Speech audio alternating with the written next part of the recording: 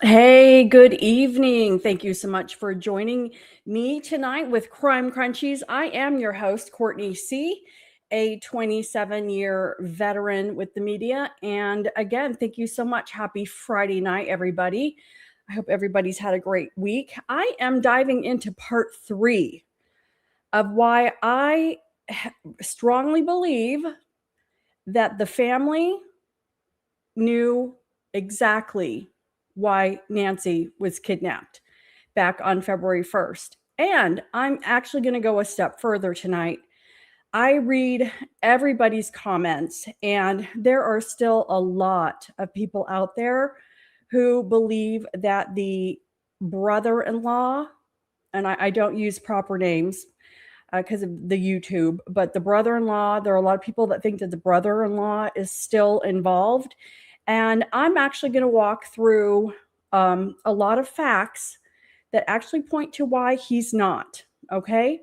And don't think for a minute that I haven't gone there myself in the very beginning, because again, statistically speaking, it's very, very, very rare for an 84-year-old woman to be taken from her home. But if they are, 92% of the time, it's somebody who's very, very, very close. And that's just the MO. That's just the playbook. So, of course, people are going to go to a close family member. And I know that there have been a lot of posts out there about how the brother-in-law may have been an executor of her estate, and there probably was a lot to gain. But again, I'm going to go into tonight why I do not believe that is the case.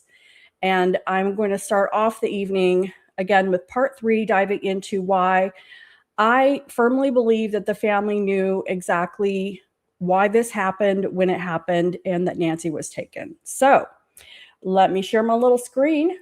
While I do that, as usual, please make sure to subscribe and do all the good stuff.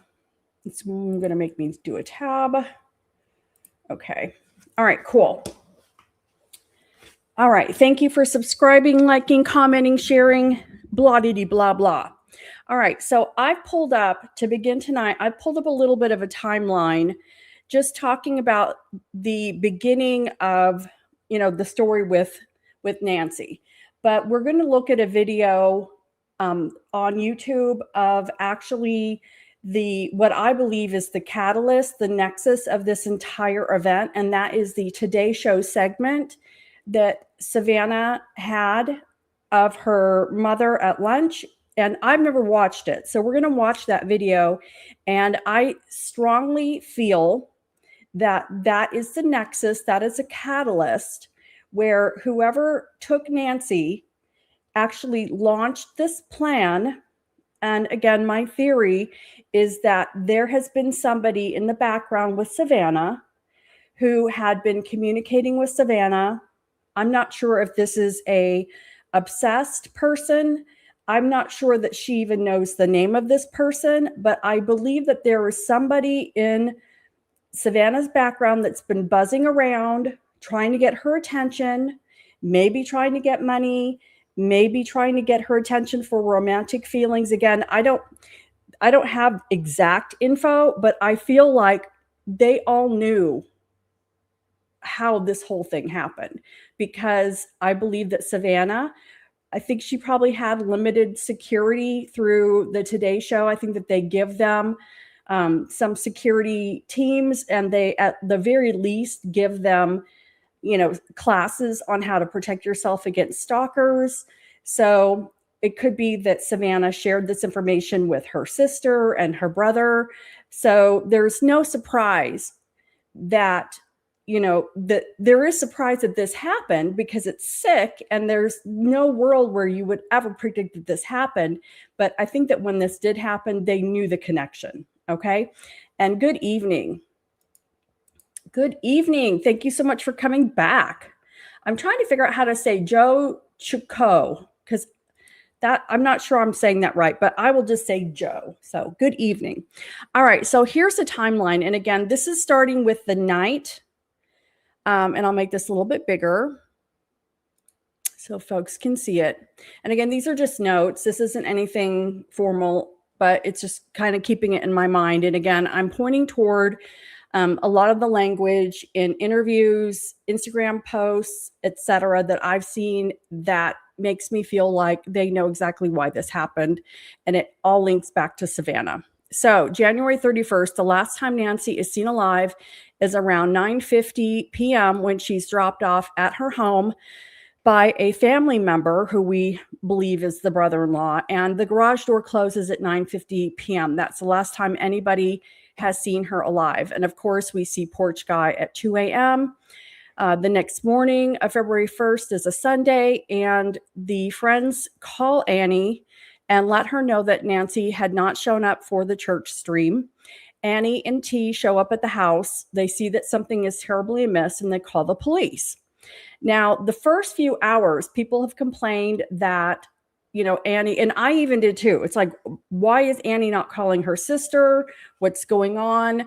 Where's mom? And that just makes sense to me. I took care of my mother with my sister. My sister lived in a different state. We laughed. We shared custody.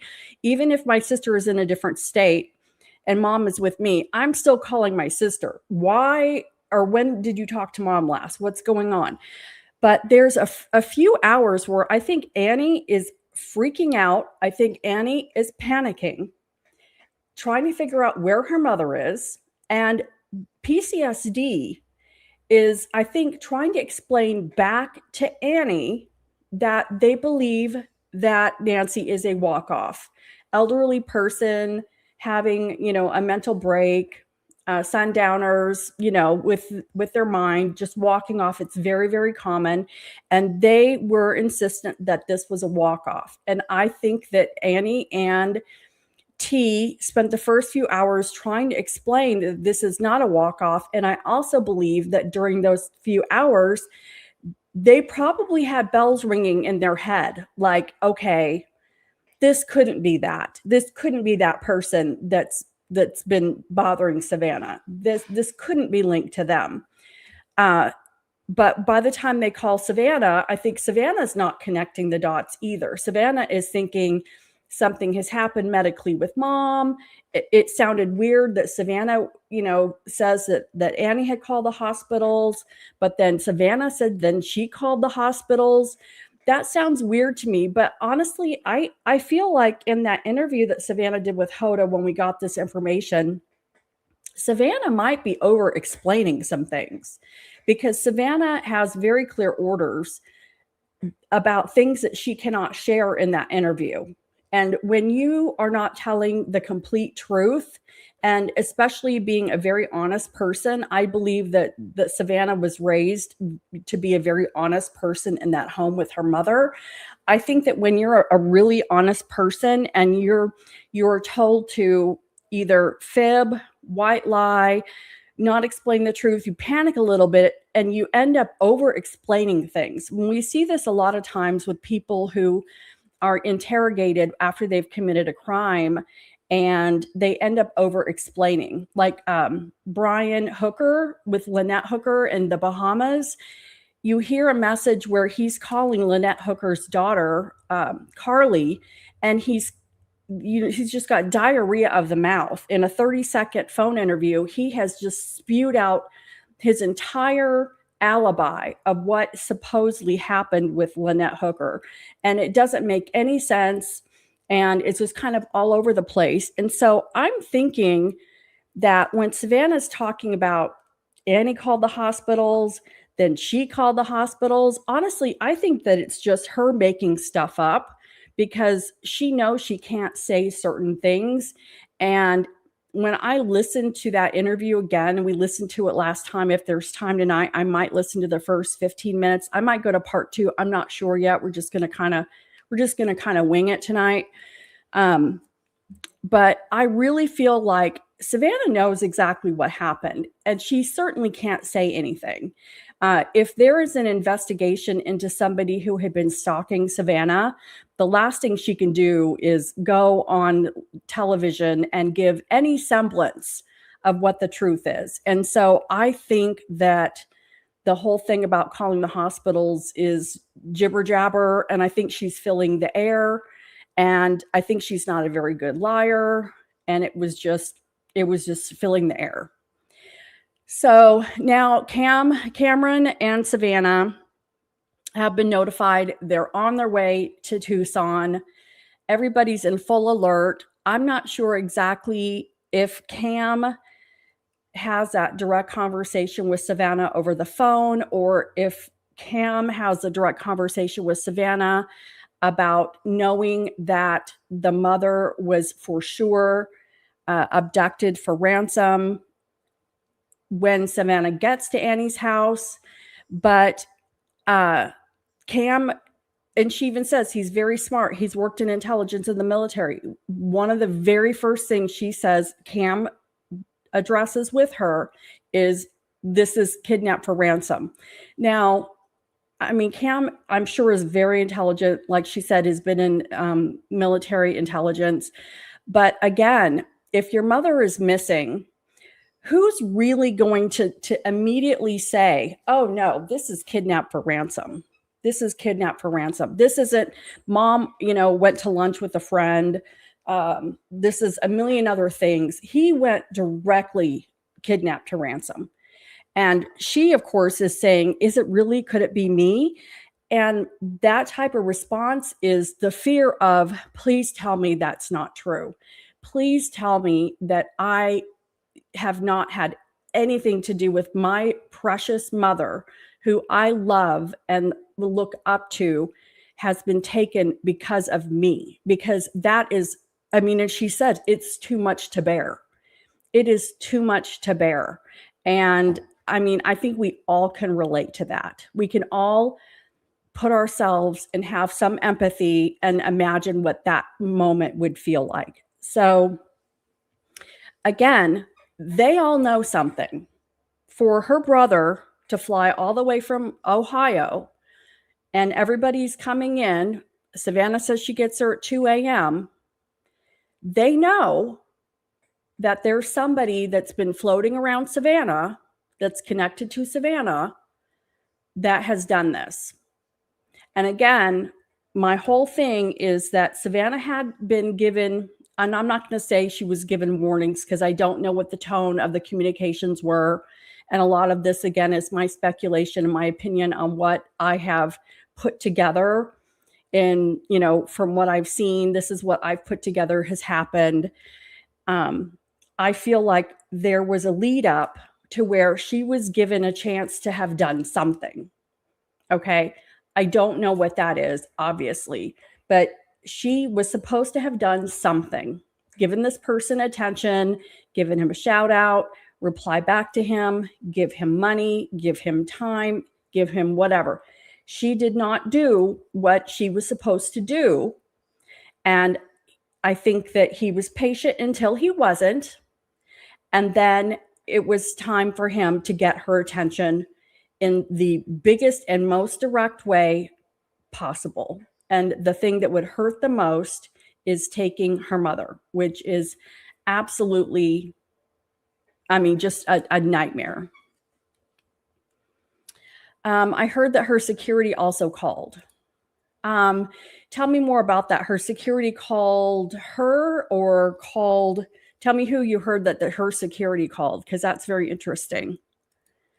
All right, so let's go. I'm picturing them all. It's the dark of night. Savannah has flown into Phoenix.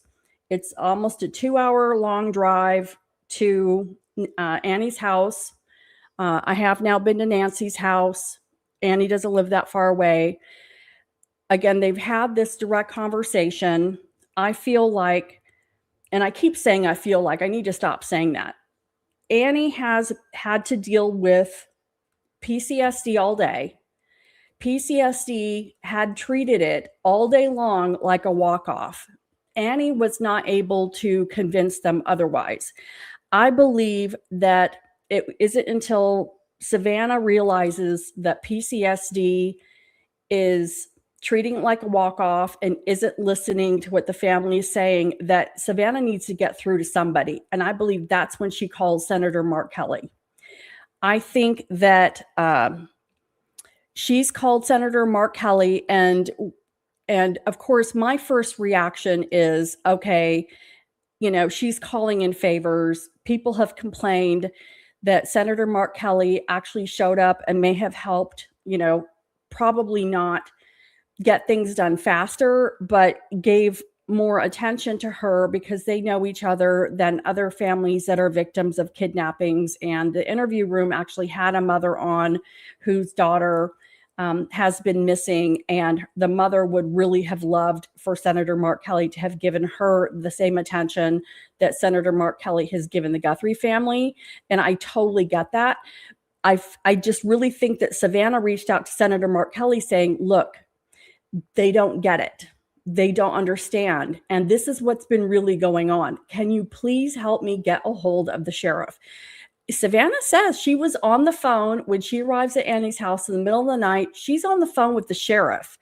And I'm not a fan of Sheriff Nanos. Okay. I've actually, I've already been there, done that. I'm thinking to myself, there's no way Sheriff Nanos is on the phone with Savannah Guthrie at 2 a.m. Okay.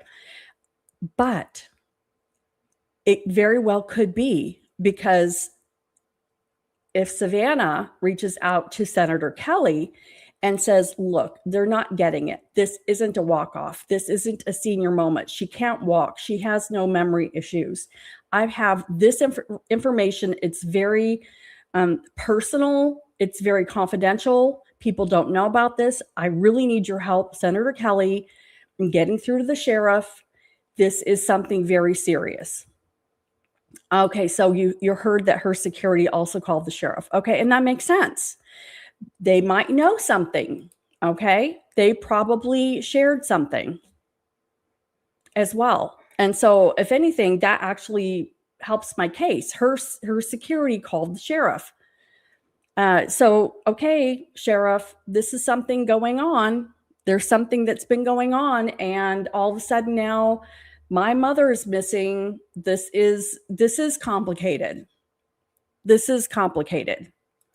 And the reason why this is for sure complicated is because nothing has matched anything since the beginning of this case. You guys are all true crimers. Obviously, you're here because you like true crime.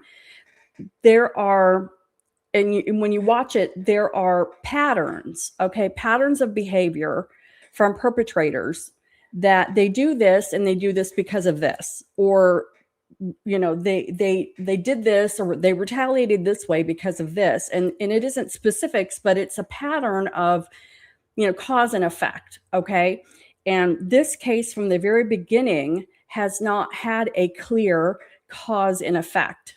Nothing has made sense.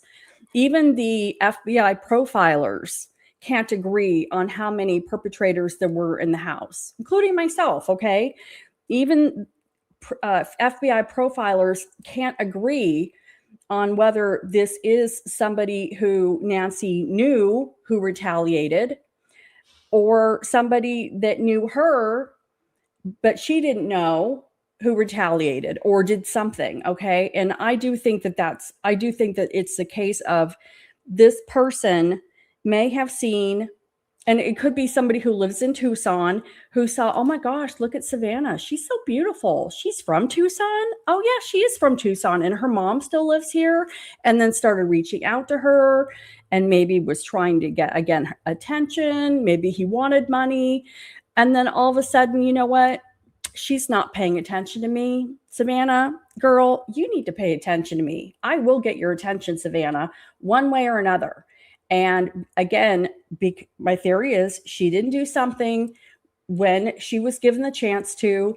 And this person, whether they hired somebody to do recon of the house and take Nancy, the whole plan was screwed up because the person who took Nancy had some sort of confrontation at the front door, hurt Nancy, and then the whole thing went to hell.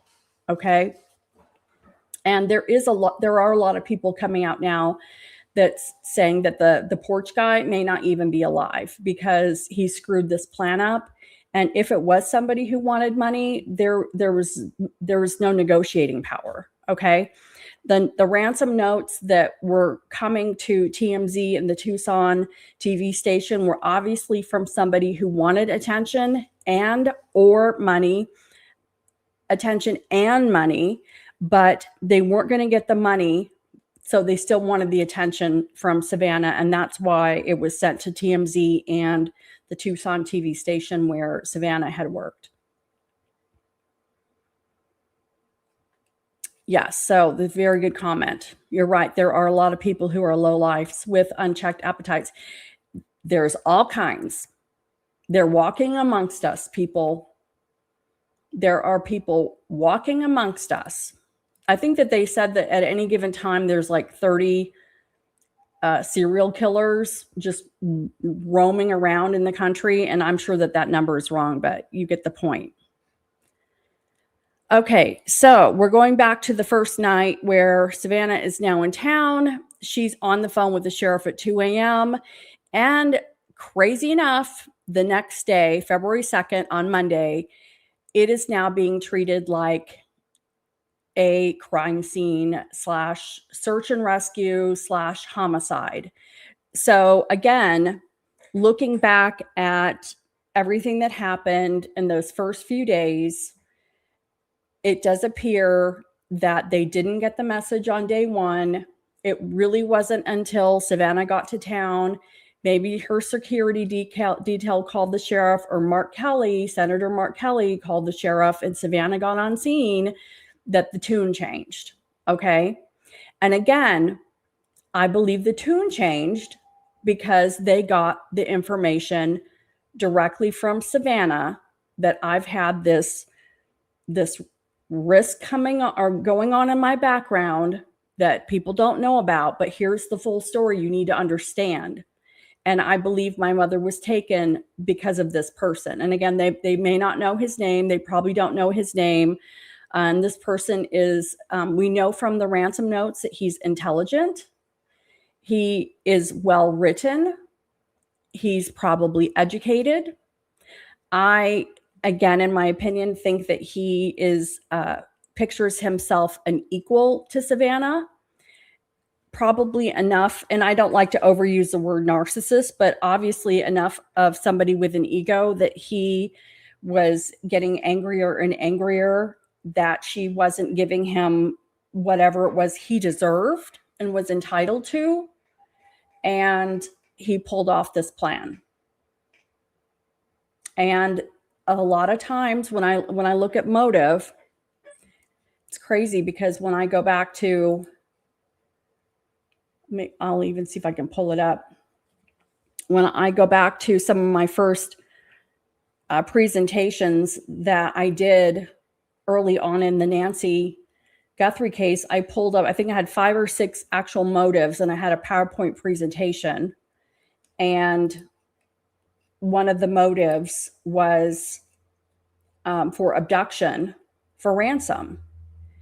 And it's the one of the terms is abduction for ransom is for, let me just find it here. I'm talking and it's hard for me to talk. So kidnap for ransom. Kidnap for ransom and abduction, targeted abduction. So this is what it was. Targeted abduction, organized and targeted, possibly based on a conflict, fixation, obsession, or revenge with Nancy or a family member. Reconnaissance may occur prior, not financially motivated, emotionally motivated, but could be financially motivated. Was the plan of the abduction to terrify the family or to do away with Nancy? And I do think it was to terrify the family. Investigators will include Savannah's email and fan mail in victimology. If more than one abductor, no one has squealed for the reward. And obviously, there's talk now by Brian Enton that the porch guy could have been taken out because, who's going to squeal for the $1.2 million? I would. If I'm not the mastermind, I might squeal to get that money and say, you know what, I'm going to come in, I'm going to make a deal. If you've got a group of people, the first one in and squeals gets the deal. Okay. and they usually get the deal because they squeal. And if this person is ruthless, Dr. Brocado calls it a wolf in sheep's clothing. And that matches, because I do think this person is absolutely ruthless, probably comes off again as professional, educated. Let me go back. There we go. Educated, professional, well-read, can spell, and probably has a professional job. Married, who knows? But for whatever reason, felt that he was deserving of and an equal to Savannah. And so, yeah, this, I can't remember when I did this. This was in one of my early days. I'm like, okay, I got to learn about these motives. And burglary gone wrong, we looked at murder for hire, even SATG, South American theft groups. I thought it was them for a long time, but now targeted abduction is definitely retaliation. And I was thinking, what could Nancy have done? I mean, did she yell at somebody?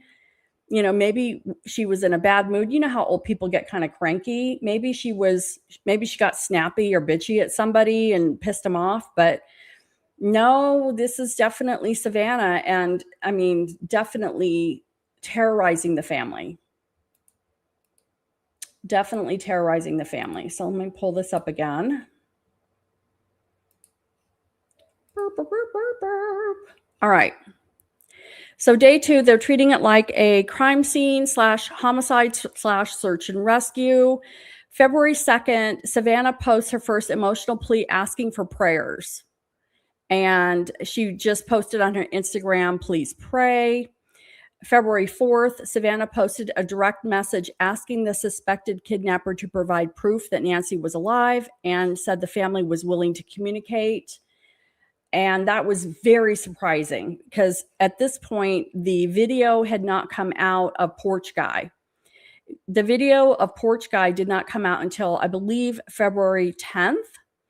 And so, again, everybody's scratching their head. And we had heard that there were ransom notes because one had gone to TMZ.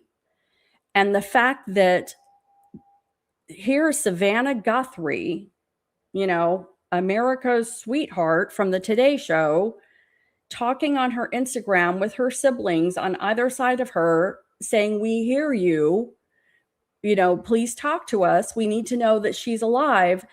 It felt really unreal. It felt, I mean, I couldn't believe what I was seeing with my eyes personally. Okay. Again, another reason why I've been following this, the whole thing, math doesn't math. Math never mathed on this one. So February 7th, posted late evening, widely reported February 8th, Savannah, alongside her siblings, Annie and Cameron, posted the video saying, we've received your message and we understand, we will pay. Again, everybody is going, okay, hostage negotiator team is telling them what to say, what not to say. We're using words that are humanizing their mother because typically people who do this are psychopaths and they look at people as tools and not humans and really just a means to an end, which is really scary but true. And again, we received your message, we understand, and we will pay. And everybody's dissecting every single word that she's saying in this Instagram post. And it's like, okay, are these words that the kidnapper asked her to say? Is she using keywords, you know, that the kidnapper has indicated she's supposed to use?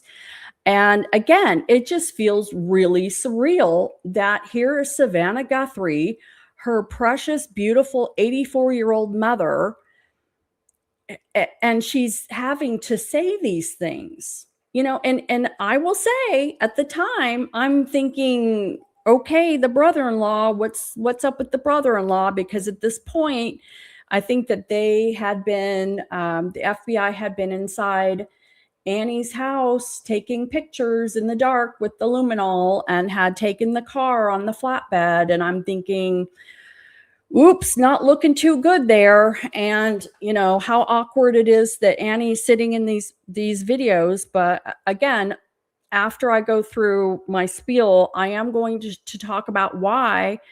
Again, I do not believe that the brother-in-law is involved, even though I see all of your messages.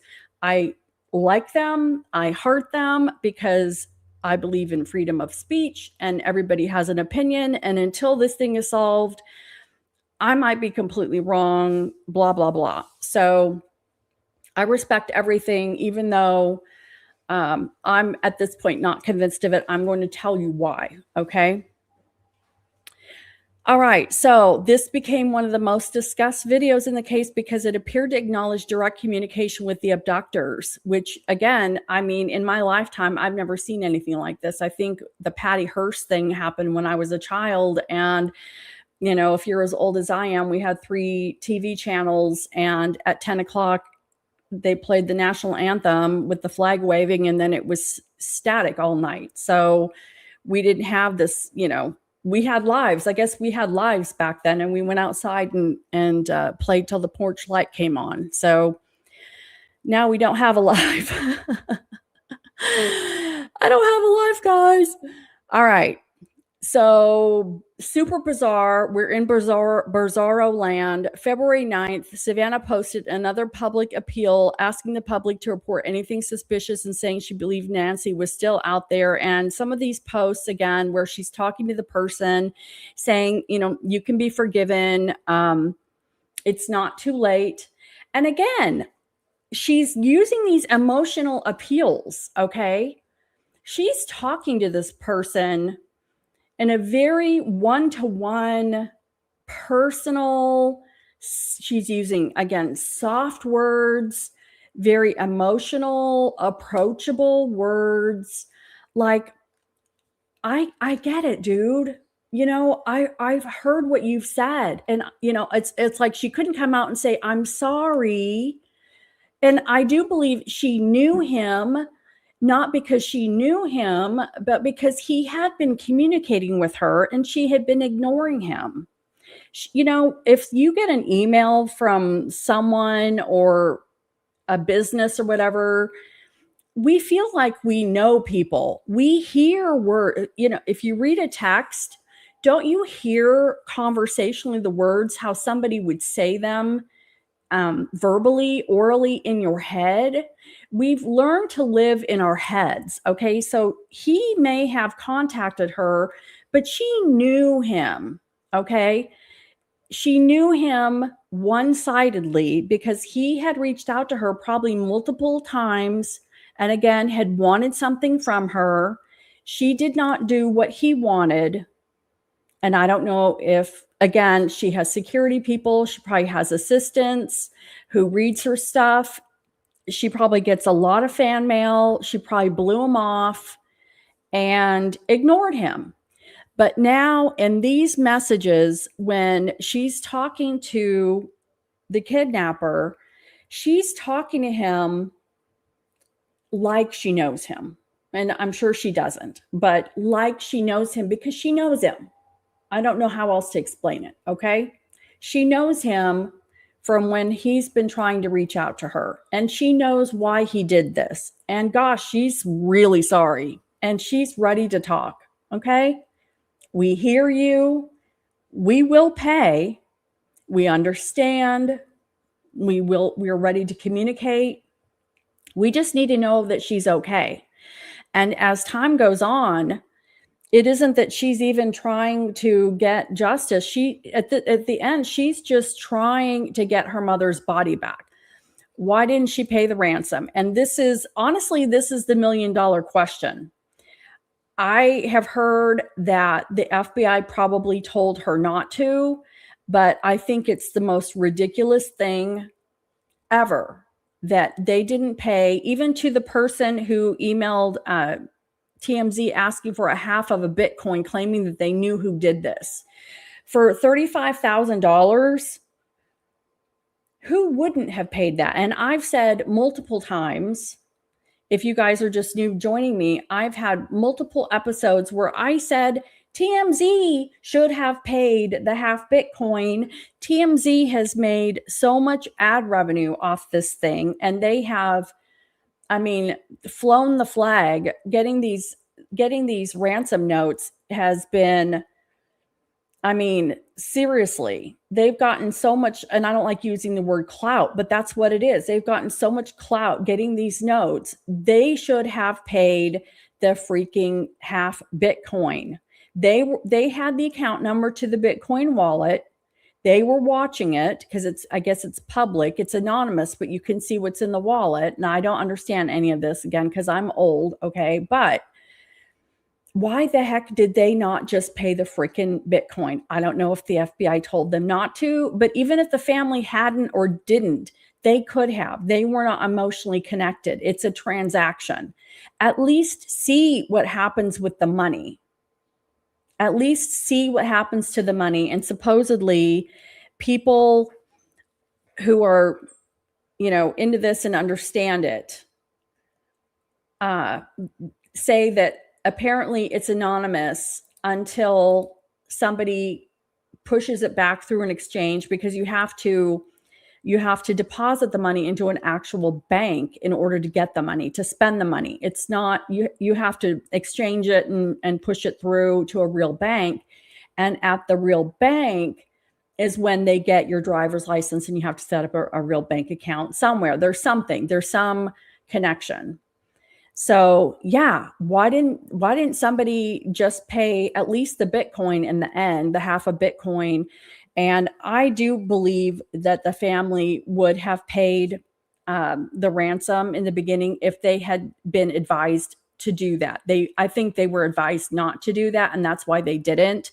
Because again, there is a formula. Kidnap for Ransom does have a playbook, and there are rules. And a lot of times there's a downside to it. If the family pays something, we have to keep in mind that at one point, people were saying don't pay the half Bitcoin, because what ends up happening in some of these cases is you pay $35,000 and then the kidnapper isn't the real kidnapper, and it was just a ploy. It was a scam. They come back and say, oh, well, thanks for that, but I need you to now pay another $35,000, and then I'll really give you the information. And then it just turns into like a fishing expedition. And unfortunately, there are people who've been scammed over money. And who was it? There was actually a family who, and of course, I always get a brain fart on these. There's a family who has somebody missing. Oh, Amy Bradley. That's who it is. So Amy Bradley's family, she's the one who disappeared off a cruise ship. And there was a private investigator who said he had a lead, and they were going to have to pay this private investigator. They paid him $125,000, and he was going to go down to Florida or the island where Amy Bradley went missing, and was going to come up with get justice, whatever. And literally the private investigator took the money and disappeared and ghosted the family. So, I mean, there are sick people out there all of the time. It happens to a lot of these groups. And we've even seen somebody be detained asking for money and sending a fake ransom note in this case. So yes, there are sick people out there that will take an opportunity to make a quick buck. So I believe that's another reason why they told the family not to pay the ransom. But as soon as things were not panning out with the SWATs, and the investigation quickly looked like it wasn't going anywhere, that's when the family did at least increase the reward with $1 million.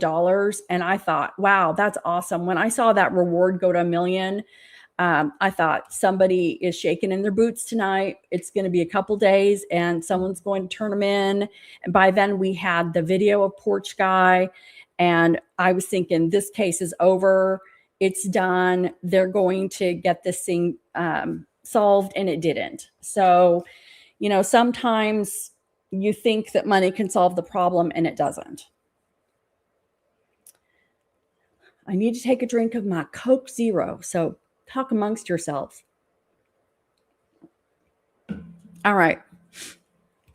So these posts that Savannah put out there are very important because many profilers and commentators later argued, they suggested that the family had been receiving some kind of communication.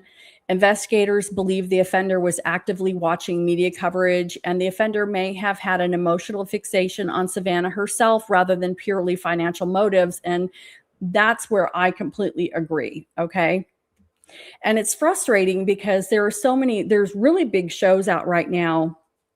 I like The Interview Room and Nancy Grace and Surviving the Survivor.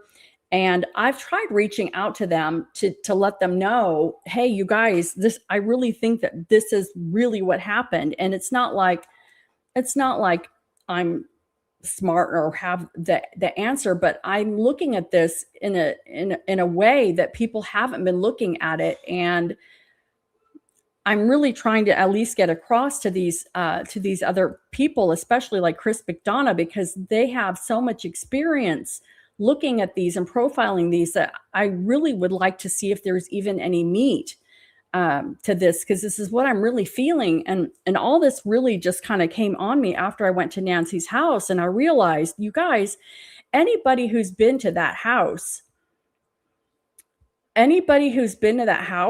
should instantly know that this was not random. This absolutely 2 million trillion % was targeted. There is no randomness to that house. The way that the house is, with all the shrubbery and the flora and the fauna, the house is hidden. Oh my gosh, this was all Savannah. I just went to the house and it was just screaming, Savannah. No, I know this is it. I did have a weird feeling because, I mean, I consider myself an empath because I really can feel feelings off of people. It's really, just, I don't know, feelings that I get. But I'm telling you, driving back to Phoenix, I was there for business.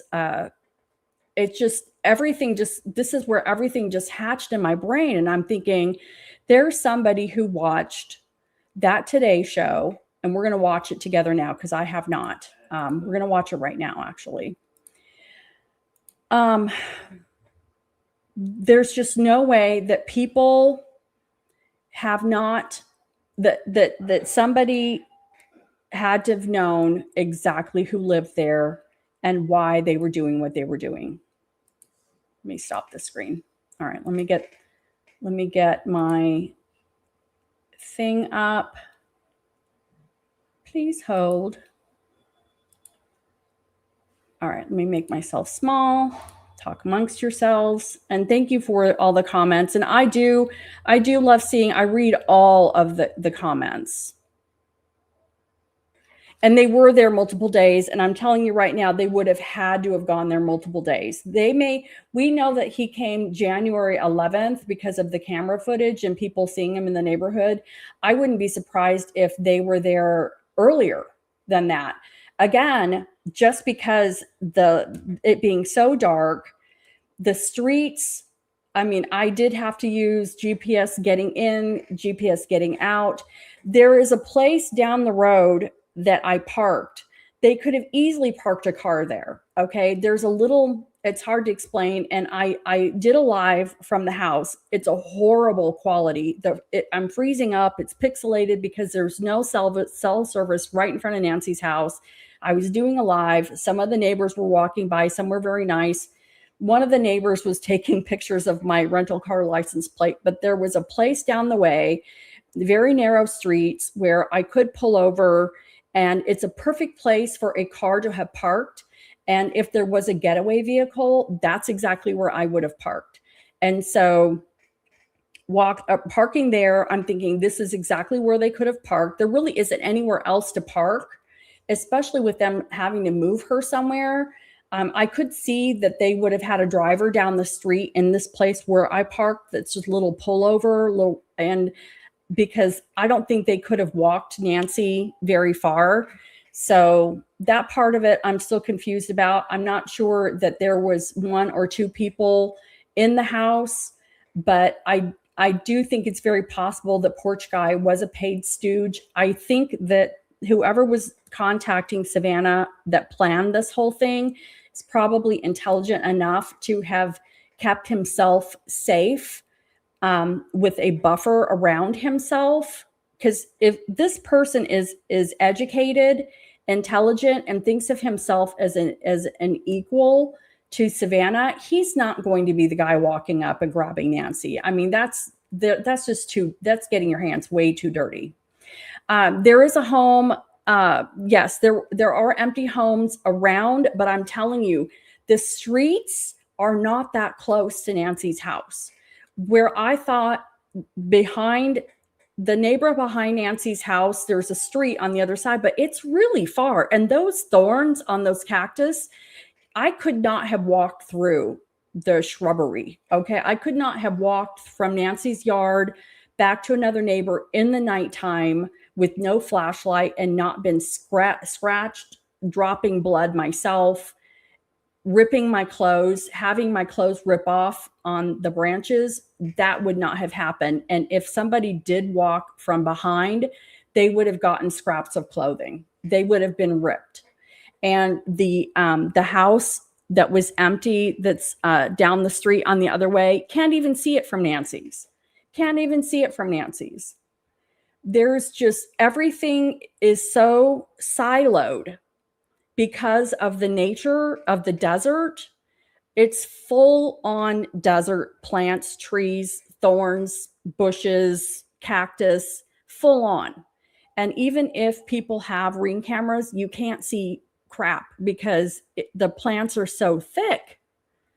I mean, it really is very, very private. All right, so I want to play, this is the hometown video, and this is from 6 months ago.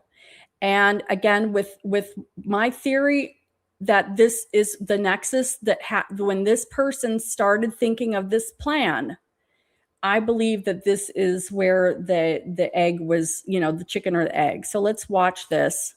Personal new series. It's called Homecoming Today. And Savannah, we're going to start with you. You took us back to your old stomping grounds. Oh, yes. Here we go. I'm really excited about this. And people ask me, where are you from? Oopsie. Let me start it over. Oh, this is going to be great. We are back. 8/12, back with the start of a very special and very personal new series. It's called Homecoming Today. And Savannah, we're going to start with you. You took us back to your old stomping grounds. Oh, yes. Here we go. I'm really excited about this. And people ask me, where are you from? I'm always proud when I say Tucson, Arizona. I grew up there, went to college there. My mom still lives there. And honestly, a part of me has really never left. So thanks to our sponsor, Visit Tucson, I got a chance to go home to show you everything from the giants of the desert to the people who raised me, and really why Tucson is unlike anywhere else in the world.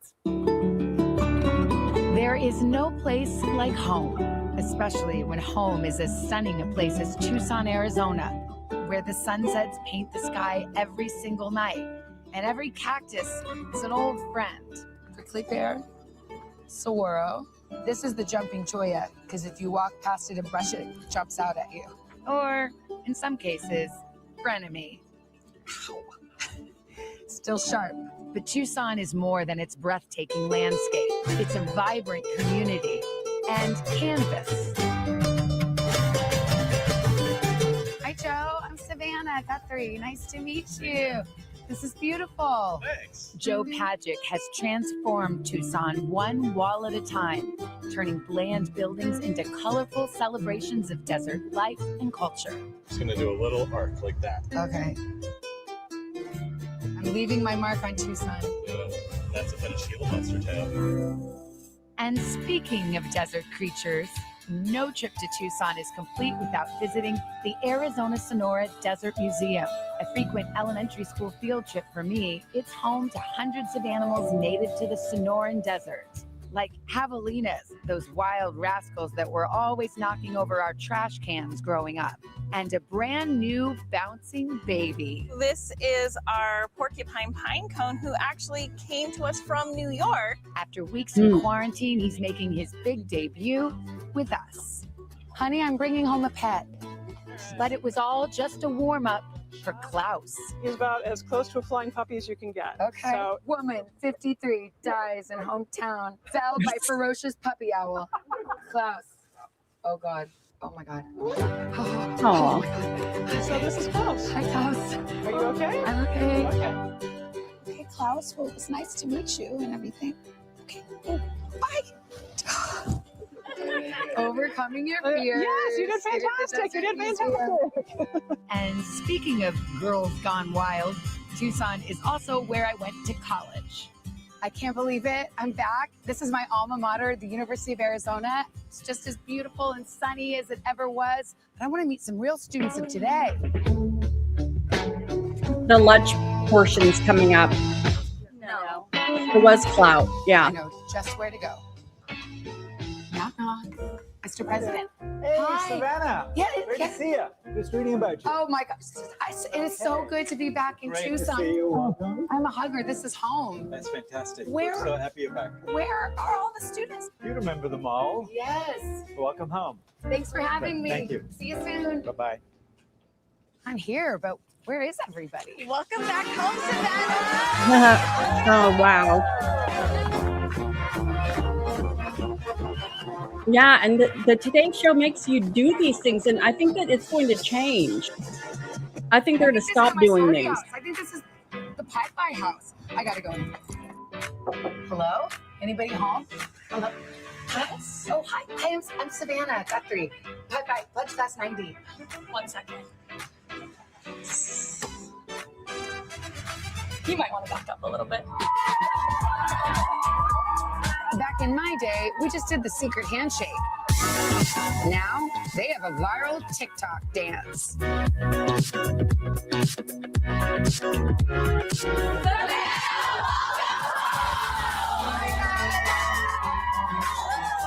You guys just won Best Pi chapter in the country. Is this a snap? That's what we used to do. What does it mean to you to be a Pi and be part of this organization? I find myself becoming a better version of who I am every single day that I'm in Pi. We have the most amazing emerging leaders, and I'm just so proud of all of them. Well, it's so fun to be back here. It's been a long, long time. Actually, we did find something of yours, and we have a little surprise for you. Okay. I remember this. This used to hang on the wall. Yes, still does. Big hair, don't care. Okay, let's see. There you Here I are. am. Yep. Oh, yeah, there I am. That's my natural hair color. Guys, thank you so much for having me. I've had the best time. Should we do one more cheer before I go? Let's do it. Okay, let's go. 3, 2, 1.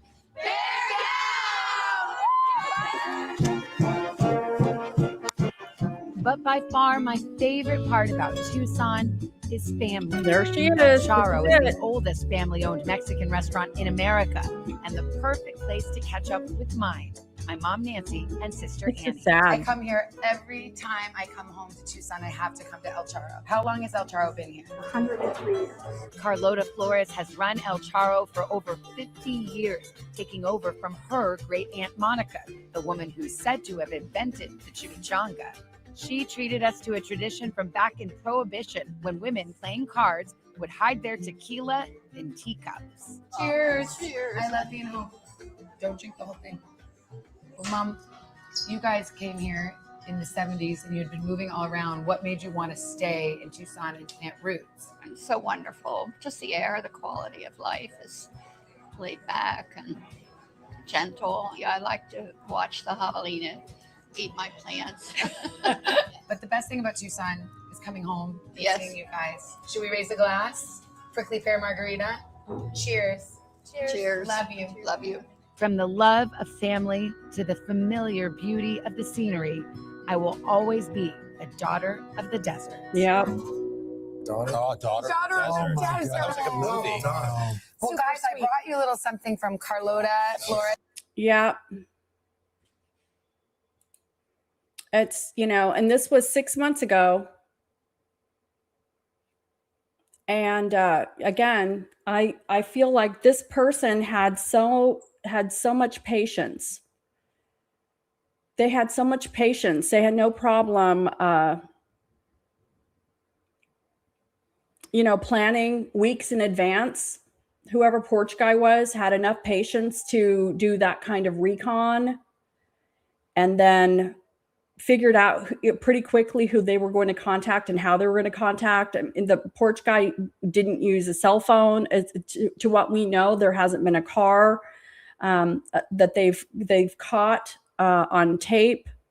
And, you know, it feels like it's just gone nowhere. But the thing is I have to think that Savannah has probably given the FBI enough information to go off of.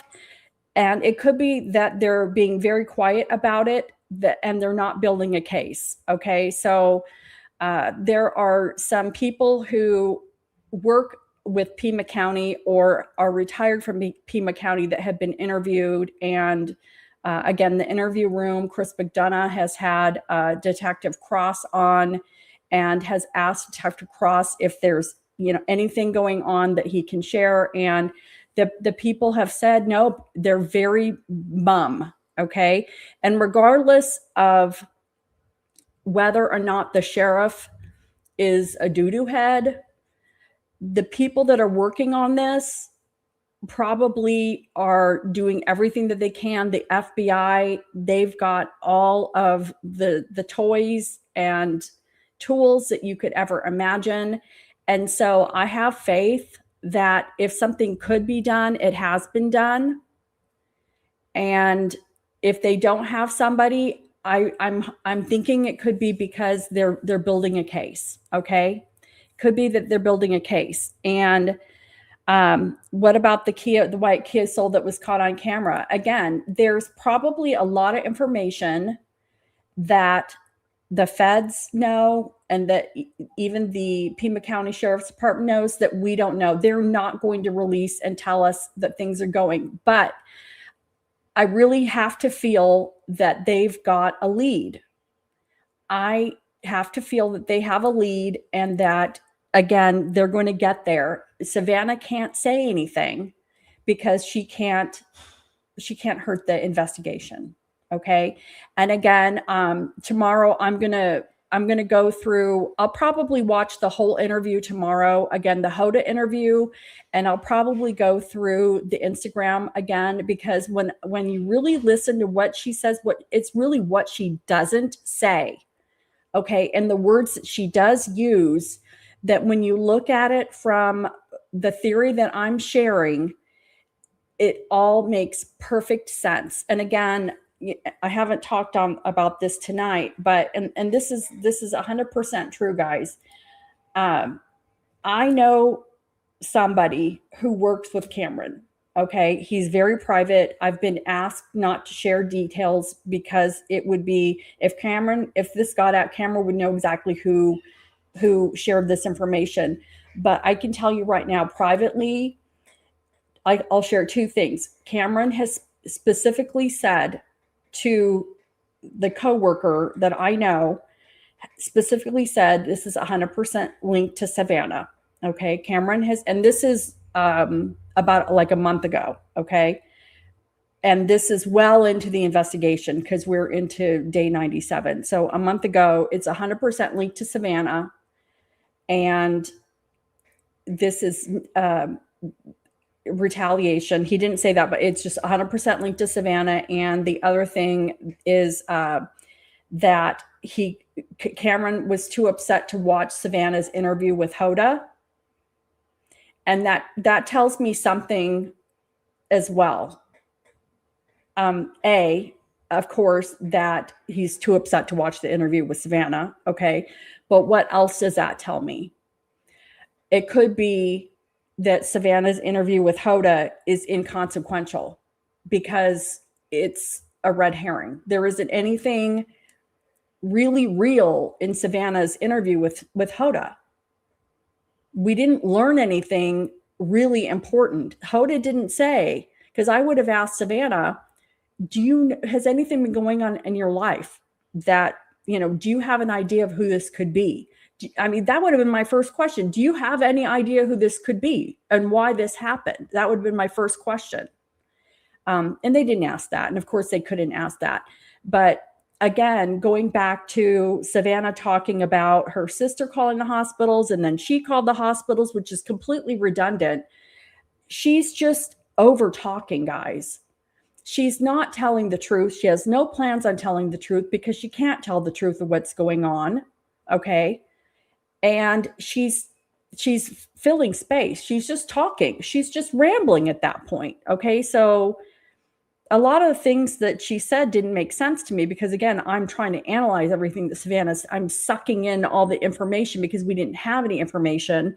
And she's just over talking. She's oversharing and it's not real. So I know Cameron, I know the family knows more. Okay. And they're not going to say more, but so Cameron,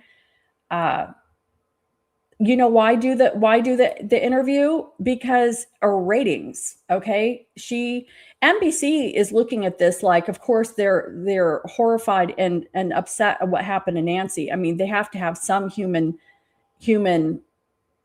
bone in their body, but it's money.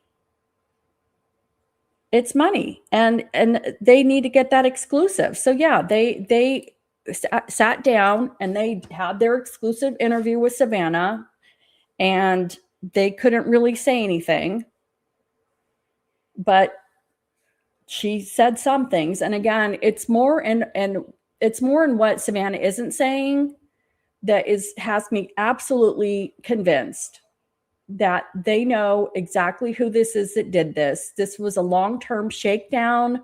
This was months in the planning of somebody reaching out to Savannah. Savannah did not do whatever it is that they wanted her to do. She did not do. And they were going to get attention because that's a huge part of this, guys. This person getting attention is a huge part of this because, wow, they got attention. Okay. And anybody who's sending a ransom note to TMZ or a Tucson news station is wanting attention. And kidnappers typically don't want attention. They wanted attention from the world. They wanted attention from Savannah. They wanted to get back at Savannah because she didn't do whatever it is that they needed her to do. She didn't do. And she's really, really sorry now because she has to live for the rest of her life with the weight of this on her shoulder. And it's not her fault. I mean, God, if I could just go and hug her, I would just hug her.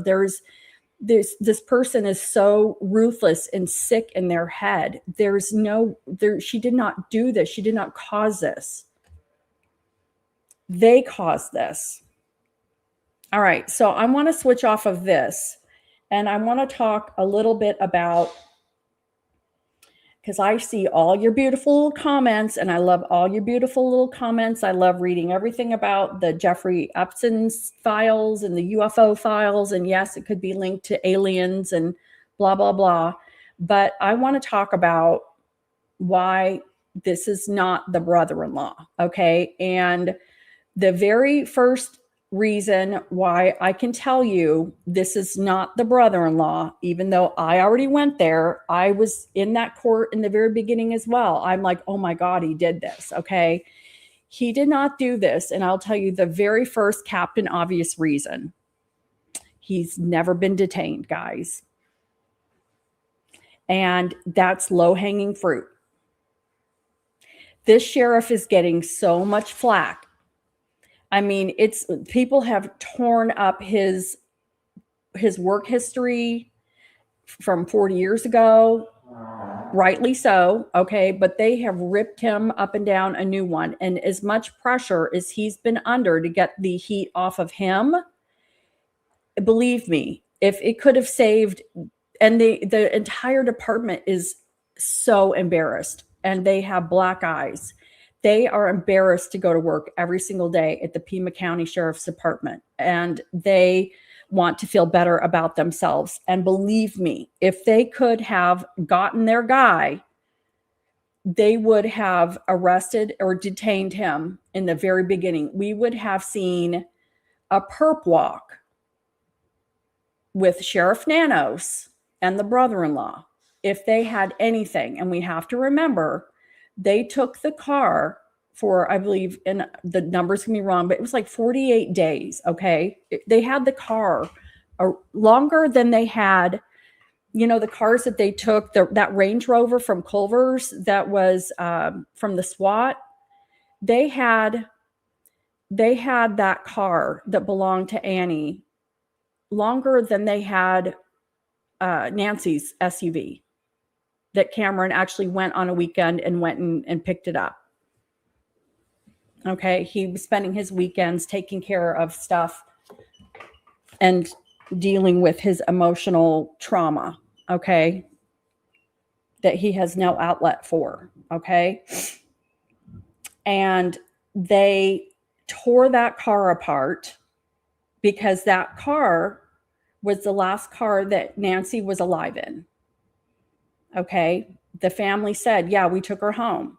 And they tore that car apart because if the brother-in-law had taken Nancy, there would be all kinds of goo in the back. Okay. There'd be blood, hair, whatever. Okay. We know she was bleeding. There's no way that in just a few days that they grabbed that car unless somebody went and ripped the carpet out, and they would know that. Okay. They would know that.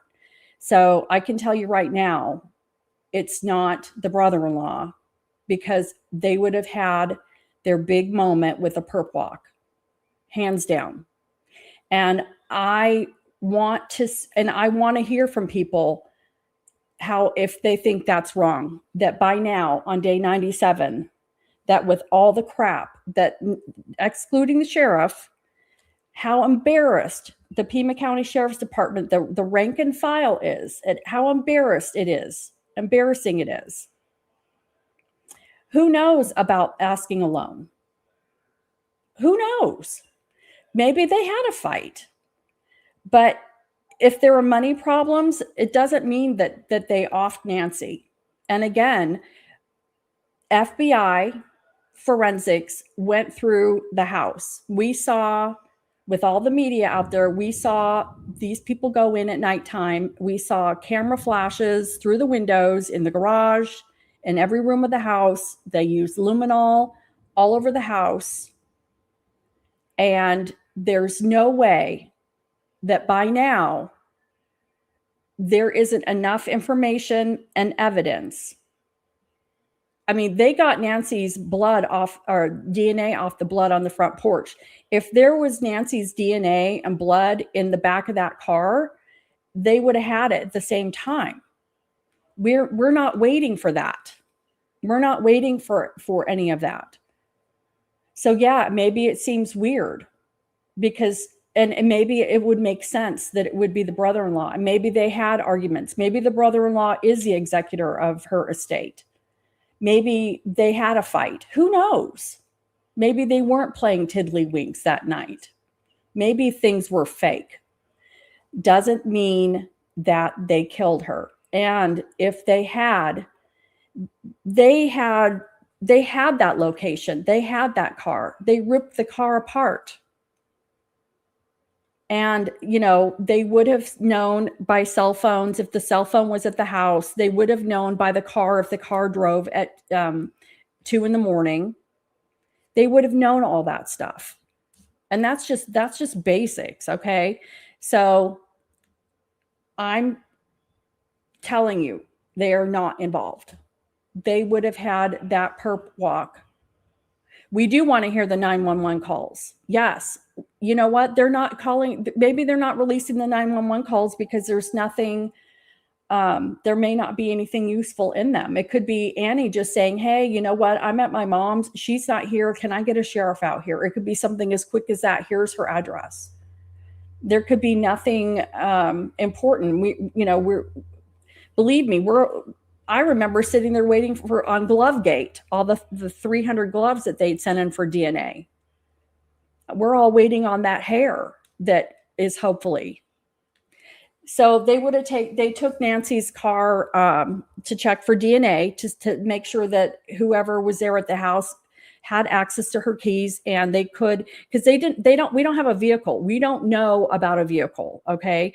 And so it would make perfect sense that if somebody walks up to the front door of the house and we don't see a car coming in the neighborhood or whatnot, that they would have, they could have taken the keys and put Nancy in the back of her car and just driven out. That would make perfect sense that they take the car. But her car was there and back, and Cameron actually went and helped Annie pick up the car.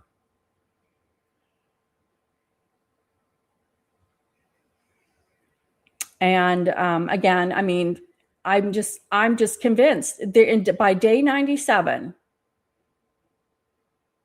this department has taken so many licks. There's no way that if it was that easy, they would have detained. They haven't even detained him. They've never once put him in cuffs. Okay. And that's step one. They've never taken him into so let me read a couple things, other things here. So in modern investigations, especially high-profile disappearances, investigators usually follow digital breadcrumbs. And these are things that they would have checked on the brother-in-law: phone records, GPS data, banking activity, guys. Okay? This is so obvious. This is the number one thing: banking activity on the brother and the brother-in-law and the sister. Text messages, they've already gone through their phones. That's the easy part. This is all low-hanging fruit. Surveillance footage, social media metadata, Google searches. If someone helped orchestrate a disappearance, investigators would typically look for communication coordination, suspicious movements, financial transfers, inconsistent timelines, evidence of planning. They could look and see what bank statements, 401ks have in them, loans. Kidnappings and forced disappearances are incredibly difficult to execute without witnesses, digital evidence, transportation evidence, camera footage, mistakes, co-conspirators talking.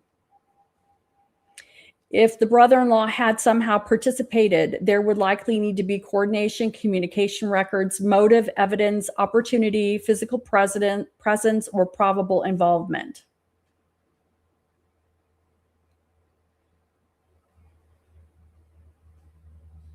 I'm just looking through some of my other notes.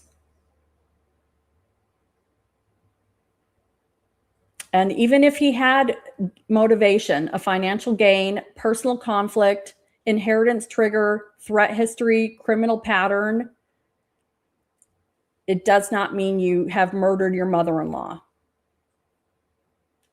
It does not mean you have murdered your mother-in-law.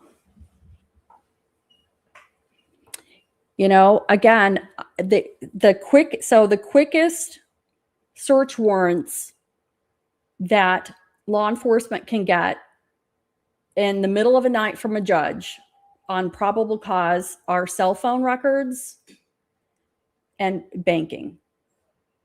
Those are the quickest ones they can get.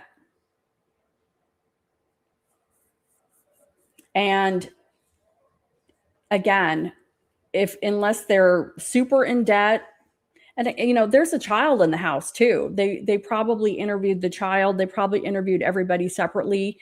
And again, they may not, I mean, I'm sure that they did due diligence. We know that they did their due diligence because they tore the car apart. They kept the car forever. They went through the house. They did a full forensics on the house.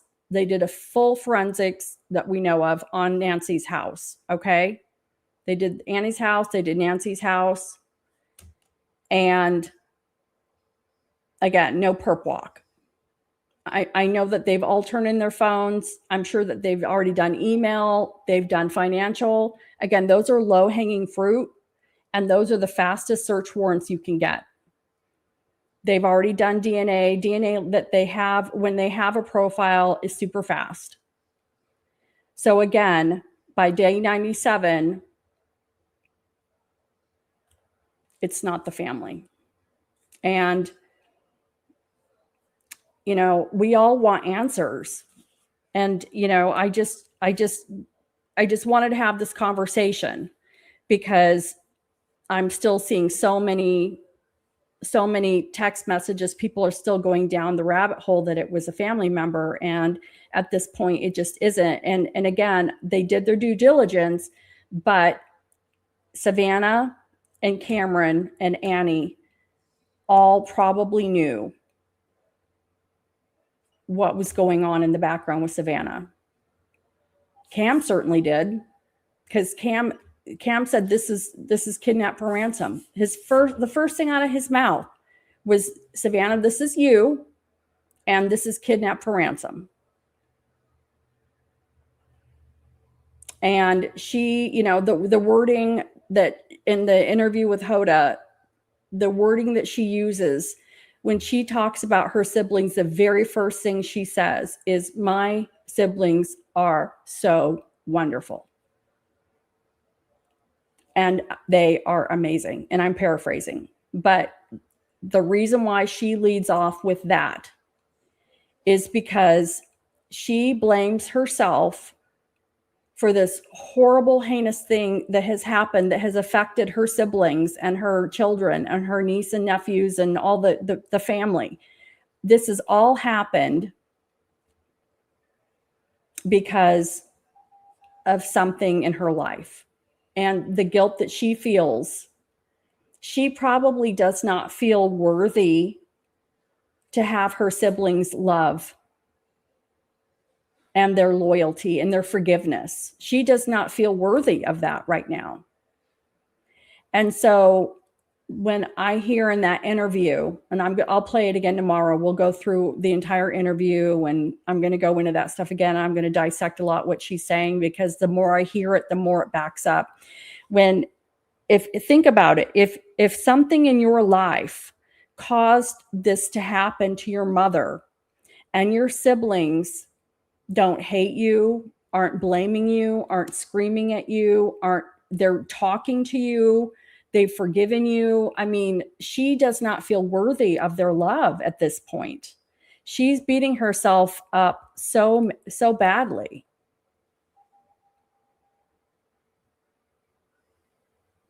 You know, and they put their mother on a pedestal. She was a saint. She was a godly woman. She was what they aspired to be.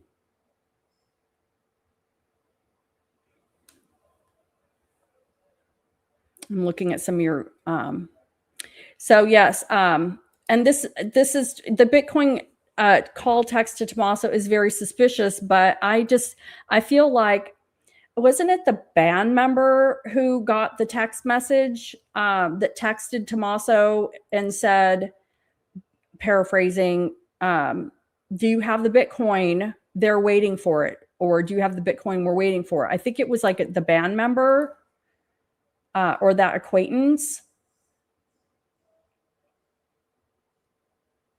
So it's very possible that it doesn't take very long to understand that Tommaso had a public life in this band. And if this person was trying to get money out of Savannah, it's very possible that they went to the friend of Tommaso or the bandmate of Tommaso and was pressuring Tommaso's friend to get money too. There could have already been conversation about Bitcoin. This person could have emailed Savannah and said, I need you to give me Bitcoin. Okay, so again, this whole Bitcoin thing could have already been part of the demand of Savannah.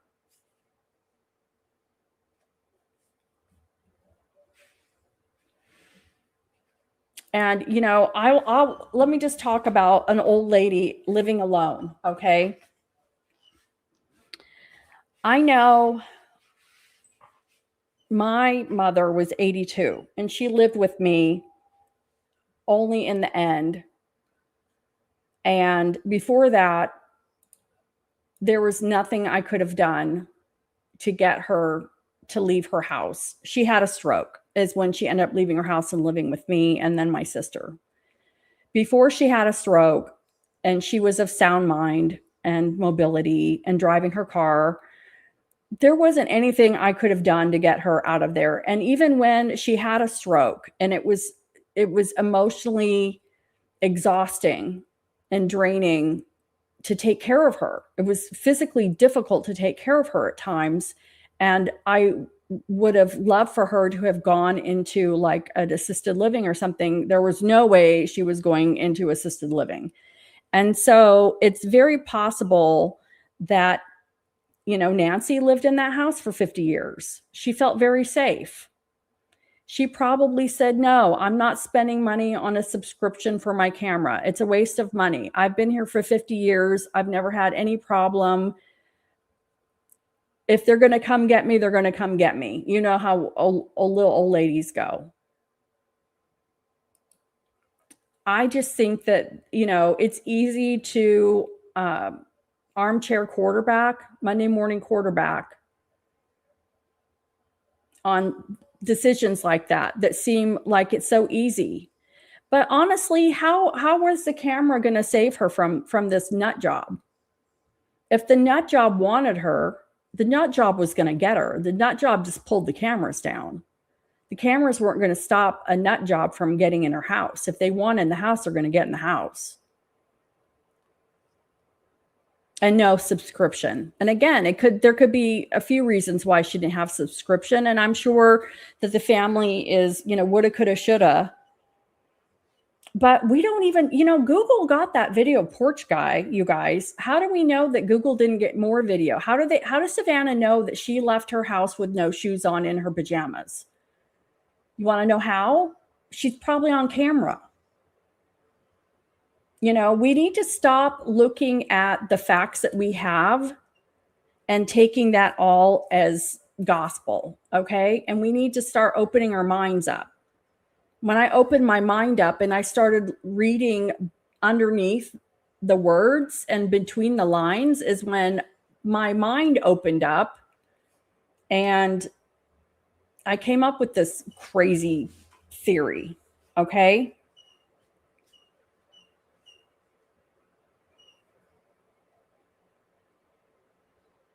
So again, I'm just, and people, I'm sure if people are convinced it was a family member, that's fine. Again, freedom of speech, you go for it. I will still heart your comments. I will like your even if I don't feel like it's, none of us have the answers. I respect everybody's opinion. Okay.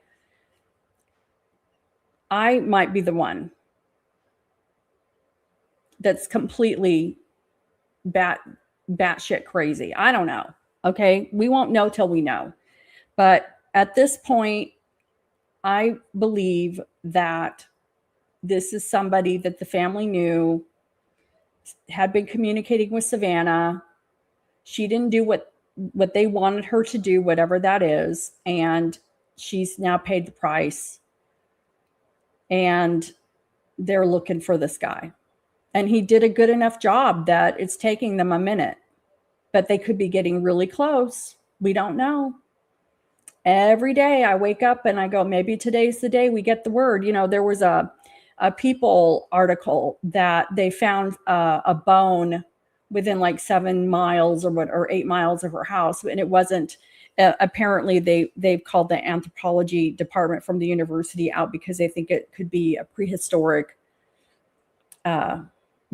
skeletal bone. So it isn't anything new, which is still cool that they found it, but we don't know. We don't know. But I don't think it's Tommaso. Again, by now. And please, in the comments, tell me if I'm wrong. I'm just saying that PCSD department, they need something to save their reputation.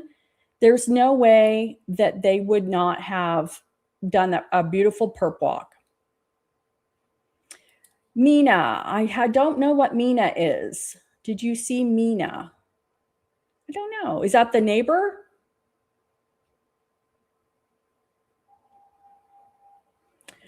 Tell you what, there was one neighbor who,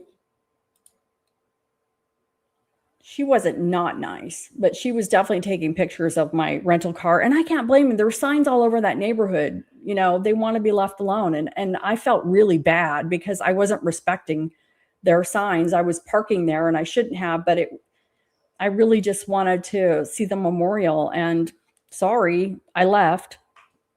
Was there for about a half an hour. Got really bad quality video.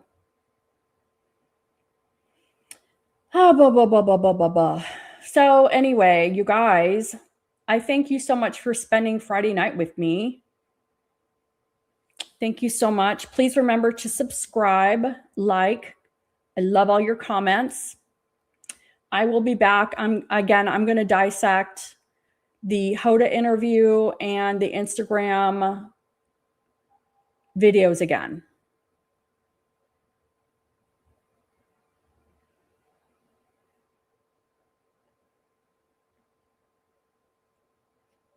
I saw something on Monks about how he inverted the colors, and you can see the guy's eyes. There's somebody else who posted a video, a porch guy, and they slowed it down frame by frame. And when he's putting the shrubbery up to the camera, it almost looks like there's another foot that comes. It's almost like